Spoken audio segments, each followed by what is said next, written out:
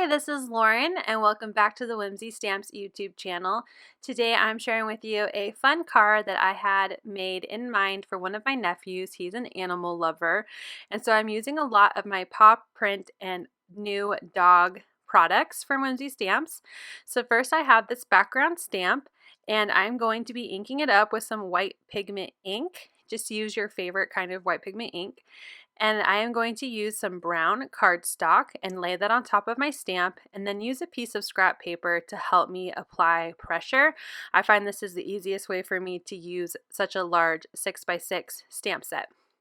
I'm going to set that aside to dry because pigment ink does need a little bit of extra time, and I'm going to run one of my new black and white dog print pattern paper through my die cut machine with one of my Wonky stitched rectangles, and then I used it with this rose gold foil through my ink machine, and it came out with this beautiful shimmer onto my background.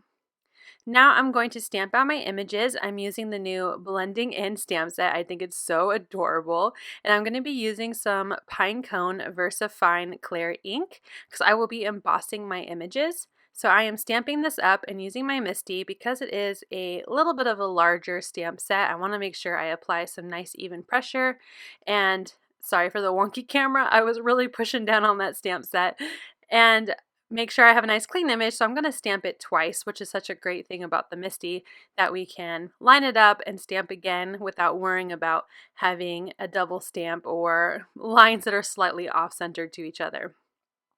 I'm going to pull that out and use some Detail Clear embossing powder and put that all over my image, making sure I have good coverage and that all of my lines have some powder on them, and then I will put it away because I am terribly afraid of knocking it over. I'm going to heat up my heat gun and then emboss my image. So I like to go on both sides of the paper to make sure that I don't have any warping. I did stamp on some watercolor mixed media paper, so I just want to make sure that I have some nice flat paper and that doesn't get warped from the heat gun. Now I'm going to use my Zig Clean color brushes, and I'm going to use different shades of brown and warmer tone grays for my puppies. So I am going to color in with this medium color brown on a few of my dogs. So you will see here I will color one in and then a few more in the other rows. And then I'm going to use another shade of brown to color in some other dogs, alternating between the different rows and the different dogs to make sure I don't have any similar colors right next to each other. Now I'm using a warmer gray to kind of make darker shaded dogs. I didn't want to use black because I think that's just a little too dark for watercoloring, so using some warmer grays creates a black fur looking dog without it being too dark, and you could still see the detailed lines of the stamp. I followed it with my lightest brown, and now I'm going in with kind of a orange color for my cat here who's trying to blend in. And then to add some color, I'm going to use green as her little cat sweater. Next, I'm going to bring in some red for the tongues, and I have a white gel pen where I'm just going back in and adding any white ink to the eyes or adding a little bit of freckle spots just to make sure anything that got covered up with paint that I didn't want to be colored can be white again with that gel pen. I'm going to use that outline die and set it aside. Once it's dry, it will be all cut out. Now I wanted to make a little border of these paw prints, so I'm using some green cardstock from my stash, and you'll see I will bring that out later. But I created a 1-inch border and then ran it to the die cut with that cute paw print border die. I have a quick strip and I stamped the Woof sentiment also in that Pinecone ink, and now it's time to start assembling all of our pieces together. So there is my 1-inch border strip. I'm just going to use that wet glue and adhere it to my foiled background. I want to make sure that it lines up fairly close to where I die cut it out with that same wonky stitched rectangle, so there was a seamless transition between those two papers and that I knew they were going to be the exact same width.